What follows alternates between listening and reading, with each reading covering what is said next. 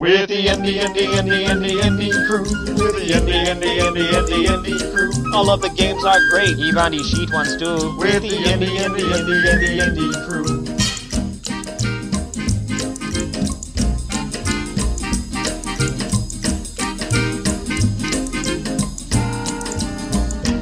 Do you not know how to code? Do you have no creativity? Do you lack the talent or dedication to make detailed pixel art, so instead you just make tiny jumbles of pixels that look like shitty knockoffs of cave story sprites? Then boy is it important that you're part of the indie crew. Believe it or not, if you're an indie dev, this small clique of hipsters pretty much stand between you and success in the indie scene. Being part of their in-group is your ticket to awards, money, PR, and favourable press.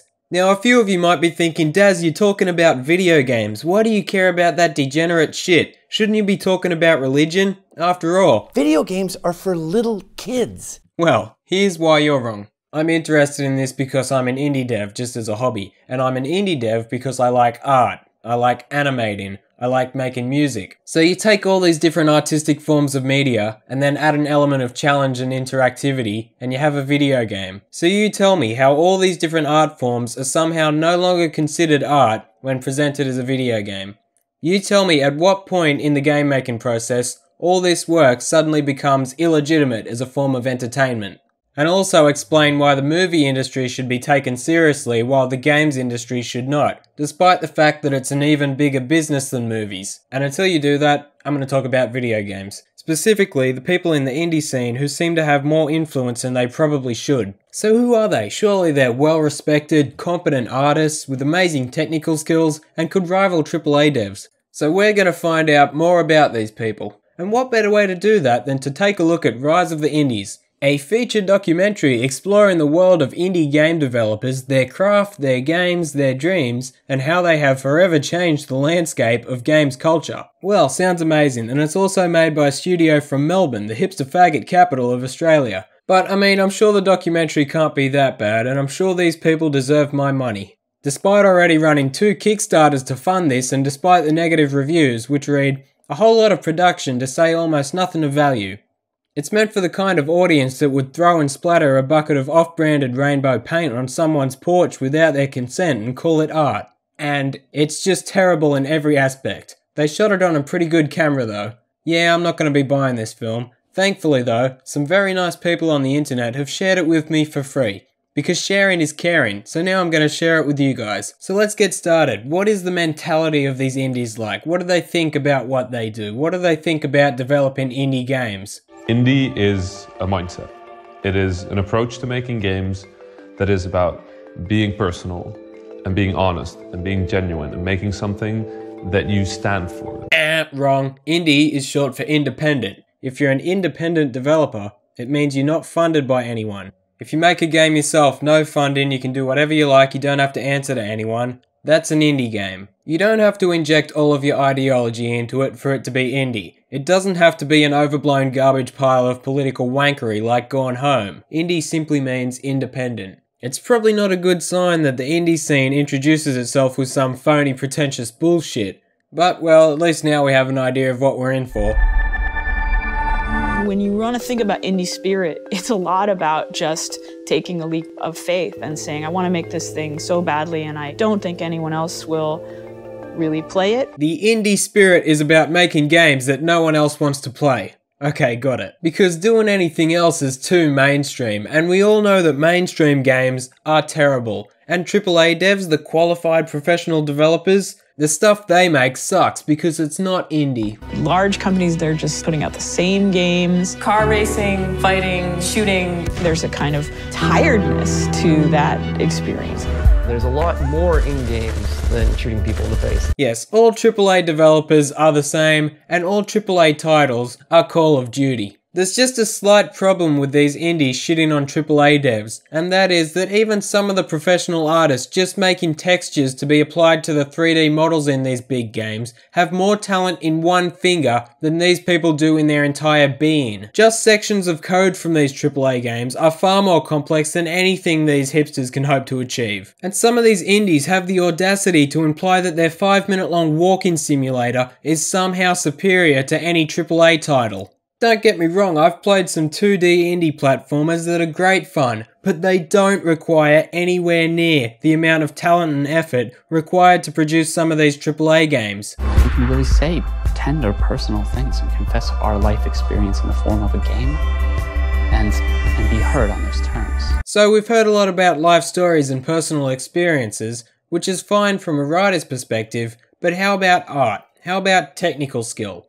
Fun game design? Rewarding mechanics? That's more what I'd expect to hear about when hearing from game developers. For example, I think I see a reason why many of these types of indies won't talk about the art in their games. It's because there's not a lot to talk about. A lot of these tiny pixel graphics aren't even made by artists. Why bother using a proper pixel artist when you don't even have to know anything about pixel art? You can just shit out seemingly randomly placed pixels, and as long as the style is somewhat consistent and the sprites at least vaguely resemble something, it'll be called unique and beautiful. Everyone's got the same unique and beautiful style that requires hardly any effort and has become a cancer in indie games. But pretentious indies will keep celebrating this until characters in indie games are reduced to just one fucking pixel, because it's so indie and retro. And of course they won't realise that calling this shit amazing or beautiful is an insult to actual artists, who really put the time and effort in and make their work actually look amazing.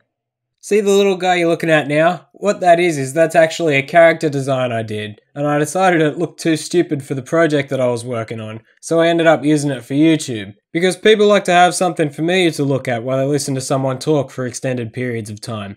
So here's what his sprite looked like, and I've stopped working on it because it won't be used, but you can see, though I'm clearly not the best pixel artist, I've tried to put some detail into it and make it look okay.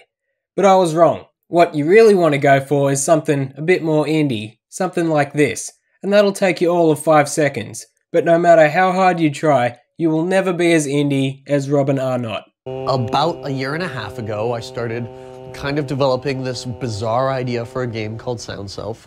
SoundSelf is a game, but it's not really a game. Yeah, the latter is right. It's not a game. So here we have this non-game developer, and get this right, he made a non-game that you make stupid noises into, and it echoes sounds back at you while showing audio visualizations like in Windows Media Player.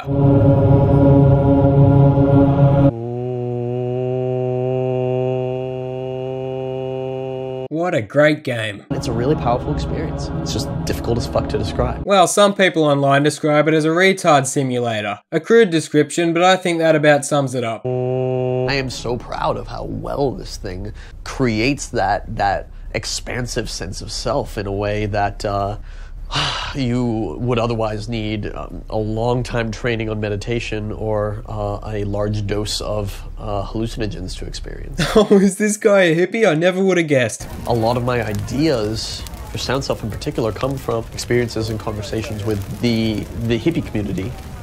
My biggest inspiration is actually an acid trip I had at Burning Man, where I found myself in this dome called Reunion, listening to music and chanting with the music myself. Robin, why are you calling yourself a game developer? You're trying to recreate an acid trip you had with your junkie friends at one of your hippie gatherings. That's not a fucking game, Robin. By the way, puffiness, redness, or darkness around the eyes are signs of possible drug abuse. You should cut that shit out, Robin, it's not good for you. And you thought you were getting a documentary about video games, but then bam, you're watching grown adults play with spaghetti for some reason. It's like the documentary makers wanted to rub salt in the wounds of the buyers they completely ripped off. If I can go to a game and the game can kind of push me and go like, hey, there's something about the world you hadn't thought about before, you know, like I come away from that and I go out into the world and I'm stronger. So I think by now you've noticed a pattern. This documentary focuses pretty much entirely on a small selection of pretentious, genuinely unlikable, self-important cunts who have very little artistic talent and like to spend all their time wanking off about how unique and life-changing their incredibly simple games are.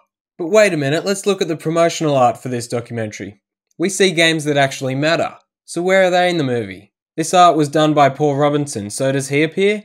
No? Oh, that's a shame, but there's the character from the Bit Trip series, so surely the studio behind that will be interviewed. Oh, they're not in the movie either? Okay, well, what about that Mobile Bean game? Nope. Isaac, surely, we've got to hear from Edmund McMillan. Nope. Limbo Kid? No. Cave Story? We're gonna hear from Pixel, right? Nope. Flappy Bird? Nope. No, no, no, no. So in reality, this is all we're left with. You've got the devs from Nuclear Throne, they're in the movie, and even though Remy comes across as a pretentious dickhead who's completely full of shit, I've heard Nuclear Throne is a decent game, but I haven't played it. And then we've got the Hyperlight Drifter dev, Alex Preston, who appears for a few seconds and doesn't even talk about his game. You spend most of your time hearing from people like this. 90% of screen time in this documentary is given to attention-seeking nobodies who are not even relevant enough to be represented in this poster. They need to use false advertising to promote these people. They are piggybacking on the success of other better developers who aren't even in the movie. These rainbow-haired hipsters are pushed on us. You're supposed to think that these people are more relevant to gaming than they actually are. But you'll see, their focus is not actually on games. You know, I want to make stuff that I don't even know what it is. For example, the Stanley Parable is not a game. People like it for other reasons. You'll never hear people say, oh, I like the part where you walked and you pressed that button. You always hear people talk about the narrator and the humour. Although this passageway had the word escape written on it, the truth was that at the end of this hall, Stanley would meet his violent death. And that's great, but if you were expecting a game, you won't get that. It's a slightly interactive philosophy lecture with humour. A walk-in simulator. One of the better ones though. Still, at its core, you are essentially a camera with a collision box. You move around, you trigger dialogue events and simple animations. If you take away the dialogue, you're left with next to no gameplay. I only know how to do like two things. You know, I know how to make hallways and I know how to put voice in. So they're not the best developers. I mean, their game is a mod using the Source engine, but at least they're honest about it. The button model in Boss's Elevator in Map 2 still has that portal texture on it. And Chell's model that's covered in wood textures for some reason is still rigged to the player. So there's that. They'll say really pretentious shit, but at least they won't exaggerate their technical skills. Depression Quest is an interactive semi-fiction game. We wanted to actually show the ugly realities of the day-to-day toll that depression has on people's lives when they live with it. Hey, wait a minute, we know this person. Isn't this the #1 victim of the internet who, according to the ABC, got harassed by the evil, misogynistic gaming community? But this was shot a long time before all that, so what was she talking about before then? I've faced, like, harassment. Ah, for fuck's sake. Apparently this person has a long history of getting harassed wherever she goes in many different industries. Isn't that strange? The more visible that you are as a minority in games, the more intense stuff gets for you. Because it's like they want you to stop. Like, they want to silence you. The only reason people wouldn't like Zoe Quinn's game, or would say mean things, is because she's a woman. I think a lot of female game developers specifically get a lot of flack from people on the internet who are used to these certain types of games and they're used to the image of what a game developer looks like. Her game must be great, and anyone who doesn't like it must hate women. I came to games as I want to make weird art stuff, and I can do a bit of everything. Marrying the fact that I want to draw, and that I want to animate, and that I want to do sound design, and that I want to program, and that I want to write. Isn't that amazing? She can do all this stuff. In fact, she did all the coding for her game by herself. I mean, look at this. That looks like some fairly complex code, but hey, wait a minute, go back. Is that CSS? Is she making a game or a fucking website? Oh. For those who don't know, CSS is an extremely simple language that's basically used to dress structured documents like HTML. If you're building a website, the body of your website would be built using HTML, and the skin of your website, the look of it, would be built with CSS. So for example, with CSS, we can make this bit of text look like a button. So we'll just put in the class, button, and now it looks like a button. And we can also change the border and the background image when you hover over it with this bit. So all you're doing is specifying things like color, background. You can change the cursor when it hovers over, and this is what you get. So that's CSS, fucking easy. And it'd be nice if she put in buttons instead of just hypertext and actually utilize CSS well instead of making this mess that looks like a shitty website from the 90s. And as for her trying to pass this off as code in a game, well, here's an example of what you can't do with CSS. So, here's something I prepared earlier, and you can see it's got that bad Cave Story ripoff look to give me that indie cred. So we've got collision detection, we've got really basic movement, you can jump, we've got gravity, These are all examples of things that you cannot do with CSS. What I'm trying to say is, you can't program a game with CSS. But to people who don't know that, Zoe would appear more competent than she actually is. So when people say things like, she's a fraud and has no talent, maybe that's because it's true. Though some so-called developers, unable to accept the fact that their game is simply shit, will label statements like this as harassment. It's so hard to deal with abuse in this industry sometimes. So let's have a look at some of this abuse. You are an attention-seeking woman that makes horrible games. Oh no, how did you overcome the trauma after getting a comment like that? How do you do it, Zoe? You're an inspiration to us all. And someone on Twitter having a conversation on their own page referred to you as a feminazi. Well, I'm triggered. And get ready, this is what the documentary makers think is the most devastating one. Someone called her a cunt online. Now, of course, being called names on the internet like this is extremely rare and only happens when you make an awesome game and people don't like it because they hate women. Except for when it happens to everyone who puts themselves out there, regardless of gender. Someone called me a cunt on the internet the other day. Help! Hashtag cyberviolence. Oh, the pain is real. I need to go to the UN and ask them to censor the internet for me because I don't understand it and I want to widely broadcast my retarded opinions without having anyone say anything negative about me like they do with everyone else in the public eye because my free speech is more important than anyone else's. Maybe the UN Human Rights Council can do something about it if they're not too busy cutting people's heads off. Being called a cunt is not the end of the world. In fact, here in Australia, it's how we greet our friends. You're not a child that needs protection from words. I think it's obvious that this is not violence. These are people's opinions. There's only one tweet I found in here that could be interpreted as threatening.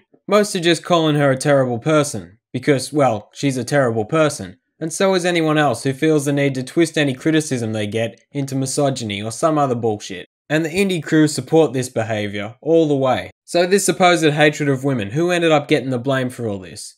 Gamers got blamed a bit, but mainly this time Zoe pointed the finger at a site called Wizardchan. This was because of only 2 anonymous posts on the website, and many people had a problem with this because it turns out this is a website for depressed betas who are so socially inept and devoid of any hope that they can't function properly. They basically spend their time complaining about how shit their lives are and trying to talk each other out of suicide. And she claimed that people from this website had somehow gotten her number and were calling her and being mean. And I look over at my phone that I had to change the number of to get these people to stop calling me and being disgusting, right? And she was able to tell right away that the people calling were from this website because she used her CSS hacking skills to trace it back to the site. I mean, she wouldn't just throw out accusations without any evidence. Ah, who cares? Everyone hates this site anyway. As long as this social justice warrior finally got her game through greenlight, got the exposure she was looking for, and can now present herself as a hero. I think of any of the women and young girls I've taught game design having to go through this, and I can't deal with that. You know, I have to fight for them, you know? She wants to be a public figure for women, only of course without everything else that goes with that. If you want to be a public figure, prepare to get your shit kicked in by the public. Especially if you think you're above the same criticism that every other public figure gets.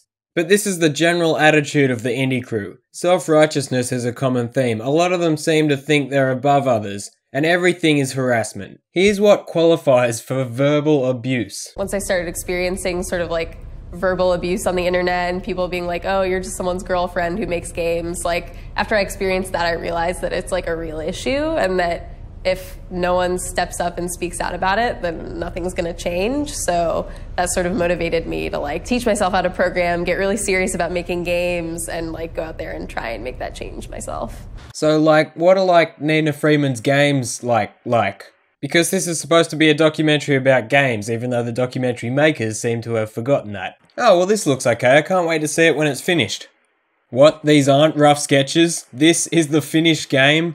This looks like my unfinished stuff that I'm meant to go over and clean up. Again, another developer that doesn't care about polishing their game.